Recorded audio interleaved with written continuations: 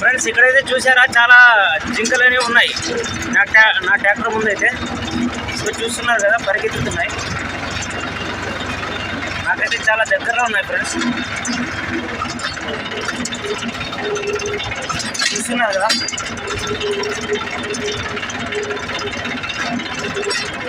ఎలా పోతున్నాయో మా పొలంలో అయితే చాలా జింకలు అనేవి ఉన్నాయి ఫ్రెండ్స్. ఇక్కడ చూడండి.